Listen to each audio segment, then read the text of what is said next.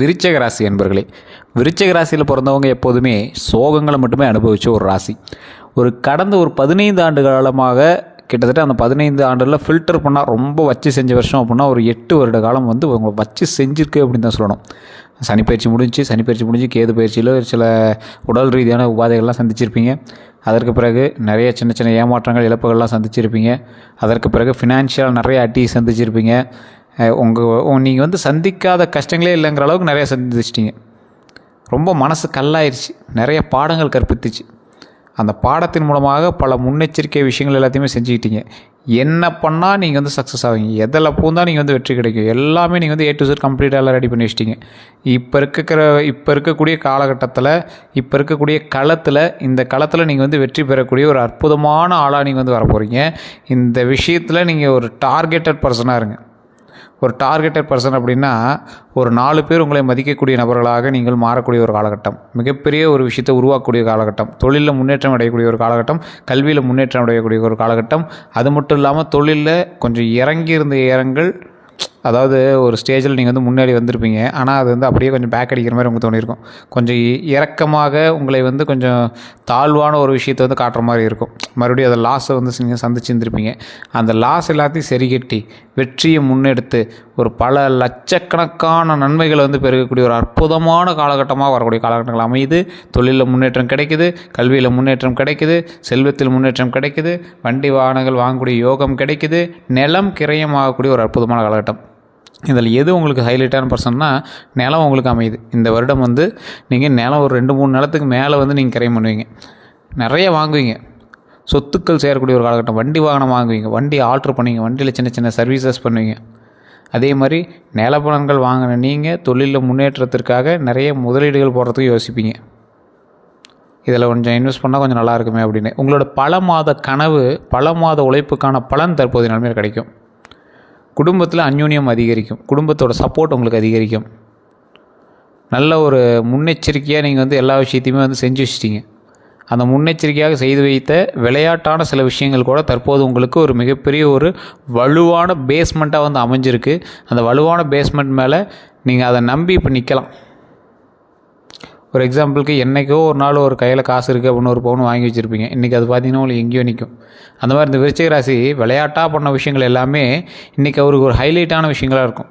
விருச்சிக ராசி பொறுத்த வரைக்கும் வெளிநாட்டு வருமானம் கண்டிப்பாக நீங்கள் வந்து பார்த்துருவீங்க.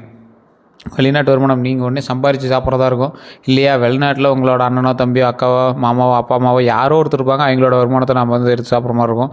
இல்லையா விருச்சிக ராசிக்காரராக இருக்கீங்கன்னா உங்களோட மகன் மகளோ யாரோ ஒருத்தர் வந்து வெளிநாட்டிலேருந்து வருமானம் பண்ணி கொடுப்பாங்க, அதை நீங்கள் வந்து யூஸ் பண்ணுற மாதிரி இருக்கும். ஸோ இந்த மாதிரி வெளிநாட்டு பணம் மற்றும் முதலீடுகளில் நீங்கள் கண்டிப்பாக கொஞ்சம் அதிகமாக கான்சன்ட்ரேஷன் பண்ணுற மாதிரி இருக்கும். இந்த ராசிக்காரர்கள், விருச்சிக ராசிக்காரர்கள் எப்போதுமே மேன்மையான ராசிக்காரர்கள். மற்ற ராசிக்காரர்களோட கம்பேர் பண்ணும்போது இவங்க வந்து ஒரு மேன்மையான ராசி. இந்த ராசியிலேயே மிகப்பெரிய உச்சம் தொட்ட ராசி அப்படின்னா விருச்சிகம் தான். கஷ்டத்துலேயும் உச்சம் தொட்டுட்டீங்க, இனி வரக்கூடிய காலகட்டங்களில் சந்தோஷத்துலேயும் உச்சம் தொட போகிறீங்க. நிலப்பலன்கள் அதிகமாக வாங்கக்கூடிய ஒரு காலகட்டம், அற்புதமான சில விஷயங்கள் நடப்பதற்கு ஒரு அற்புதமான காலகட்டம். தொட்டதெல்லாம் தொடங்கும், ஜெயம், வெற்றி.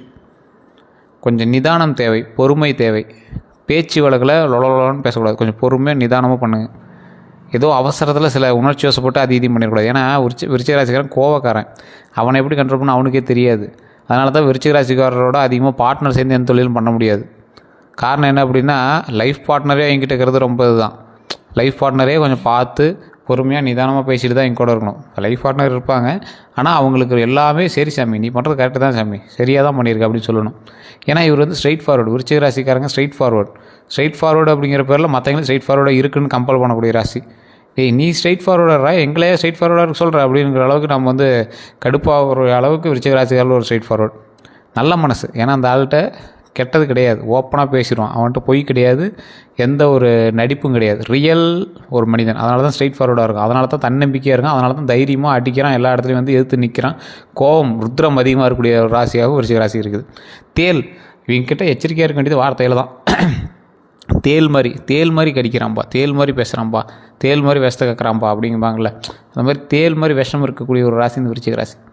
கஷ்டத்தை அனுபவித்து அந்த கஷ்டத்தோடைய கசப்புகள் எல்லாம் விஷமாக மாறிடுச்சு. அதனால் யாரை பார்த்தாலும் பேச்சிலேயே கூட ஒரு விஷத்தன்மை தெரியுது. காரணம் என்னென்னா, அவன் நம்ப முடியல, நிறையா துரோகங்களை சந்திச்சாச்சு, அவனை நம்ப முடியல. என்னென்ன அவன் நம்புறது? அதனால தான் விஷத்தை போல் வார்த்தை கக்குறோம் அப்படின்னு சொல்கிறது. விருச்சிக ராசிக்காரர்கள் இப்படி எல்லாம் பண்ணுறாங்க அப்படின்னா அதுக்கு பின்னாடி உங்களுக்கு ஃப்ளாஷ்பேக் இருக்குது. எங்களோட ஹிஸ்ட்ரியில் நிறைய கஷ்டங்களை சந்திச்சிங்க, துரோகங்களை சந்திச்சிங்க, நம்பிக்கை, அந்த நம்பிக்கையை வந்து ஸ்பாயில் பண்ண நிறைய பேர் சந்திச்சுவீங்க. அதனால தான் அவர் வந்து எதையுமே கொஞ்சம் யோசித்து பொறுமையாக நிதானமாக பண்ணுறாருங்க. அதே போல் இந்த ராசிக்காரர்கள் விருச்சிக ராசியில் பிறந்த ஒவ்வொருவரும் யோசித்து செயல்படக்கூடிய ஒரு விஷயம் என்ன அப்படின்னா, தொழில் ரீதியான விஷயங்களுக்கும் சரி, வெளி உலகில் மரியாதை ரீதியான விஷயங்களுக்கும் சரி, கொஞ்சம் பொறுமையாகவும் நிதானமாகவும் செயல்பட்டால் வெற்றி நிச்சயம். அந்த பொறுமையாகவும் நிதானமாகவும் செயல்படக்கூடிய விஷயங்களில் நீங்கள் எல்லாத்தையுமே கொஞ்சம் பொறுமையாக யோசித்து பண்ணுங்கள். இந்த காலகட்டம் அதீத முதலீடுகள் போட்டு நீங்கள் தொழில் செய்யக்கூடிய ஒரு காலகட்டமாக அமையுது. நீங்கள் அதீத முதலீடுகள் போட்டு நிலம் வாங்கக்கூடிய ஒரு காலகட்டமாக அமையுது. அதீத முதலீடுகள் போட்டு வீடு வாசல் வாங்கலாம், கார் வாங்கலாம். இது எல்லாமே இந்த காலகட்டத்தில் அமையுது. இது எப்படி நீங்கள் பயன்படுத்திக்கிறீங்க அப்படிங்கிற பொறுத்தான் இருக்குது. தொழில் மட்டும் கொஞ்சம் அப்படியே மின்னி எடுக்கும். ஜூனுக்கு மேலே நல்லாயிருக்கு, ஒன்றும் டவுட்லாம் கிடையாது. ஜூனுக்கு மேலே அற்புதமாக இருக்குது. அதுலேயே 2027 மேலாம் உங்களுக்கு வேறு லெவல் ஹைலைட்டு. ஸோ அதனால் நீங்கள் பயந்துக்கிட்டு பம்பிக்கிட்டுலாம் பண்ண தேவையில்லை. நல்லா இறங்கி உழைங்க. அந்த அளவுக்கு அதிகமாக முதலீடு போடாதீங்க, உழைப்பில் கவனத்தை செலுத்துங்க. சார் ஒரு விஷயத்தில் அவுட்புட்டே கிடைக்கல, நான் ரொம்ப அதிகமாக கான்சன்ட்ரேட் பண்ணி உழைச்சிட்ருக்கேன் அப்படின்னா கொஞ்சம் நிதானம் தேவை. அந்த விஷயத்தில் மட்டும் கொஞ்சம் நிதானம் தேவை. ஸோ அந்த இடத்துல மட்டும் கொஞ்சம் நிதானத்தை கடைப்பிடிங்க. தொழிலில் முன்னேற்றம் கொண்டு வாங்க. அந்த தொழிலில் முன்னேற்றம் கொண்டு வரக்கூடிய இடத்துல உங்களோடு சேர்ந்து பிரயாணிக்கக்கூடிய வேலையாட்களாக இருந்தாலும் சரி, பார்ட்னராக இருந்தாலும் சரி, அவங்க மேலே ஒரு தடவைக்கு 2 தடவை கண் வைங்க. கண் வச்சு பார்க்கணும். நீங்கள் அதை பெருசாக கண்டுக்காமல் இருந்தீங்க அப்படின்னாலும் ஒன்றும் பண்ண முடியாது. விருச்சிக ராசிக்கு எப்போவுமே என்ன தெரியுமா, பயங்கரமாக உழைப்பாங்க. அதில் ஒரு சக்ஸஸை பார்த்துட்டா அச்சீவ் பண்ணிட்டேன் அப்படின்னு நினச்சிட்டு வந்துடுவாங்க. அதுக்கு பின்னாடி தான் நிறைய இருக்குது. போட்ட உழைப்புக்கு ஒரு சக்ஸஸில் பத்தாது. அதுக்கு பின்னாடி நிறைய வருமானம் எடுக்கணும். ஒரு கம்பெனி கட்டுவார், கஷ்டப்பட்டு கட்டுவார், டிசைன் பண்ணுவார், அதெல்லாம் பண்ணுவார். ஒரு மாதம் வருமானத்தை பார்த்துட்டு சூப்பர் அப்பாடா அப்படின்ட்டு அவர் பாட்டு சைலண்ட்டாக வேலையை பார்க்க போயிடுவார். Multi tasking person, ideology person இவங்க. ஆனால் பின்னாடி அடுத்து வேலைக்கு ஆளை போட்டு பார்க்க சொல்லியிருப்பார். பெருசாக ரன்னிங் இருக்காது. காரணம் என்ன அப்படின்னா, இவர் டெய்லியும் தினம் ஒரே மாதிரி பார்க்குறதில்ல. ஃபஸ்ட் நாள் பார்த்தோம் அப்படின்னா அதே போதும் அப்படிங்கிற மாதிரி விட்டுறது. அந்த மாதிரி இருக்கவே கூடாது. நீங்கள் காலத்தில் தினம் நீங்கள் பார்க்கணும். தினம் ஃபஸ்ட் நாள் பார்த்த மாதிரியே எல்லா நாளும் பார்க்க ஆரம்பிக்கணும். அப்போ தான் வந்து வருமானம் பெருக ஆரம்பிக்கும், தொழிலில் முன்னேற்றம் கிடைக்க ஆரம்பிக்கும். அதை ஃபஸ்ட் நான் எல்லாம் மைண்டில் வச்சுக்கோங்க.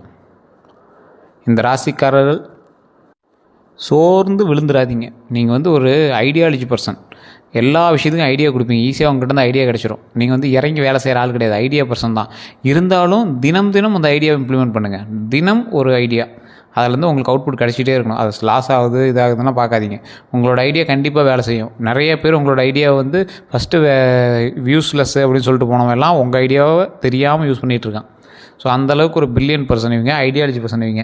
ஸோ தன்னம்பிக்கை நேர்ந்த இந்த பர்சனுக்கு வரக்கூடிய காலகட்டங்கள் நல்லாவே இருக்குது. கொஞ்சம் நிதானமாக பொறுமையாக பண்ணிங்க அப்படின்னா போதுமானது.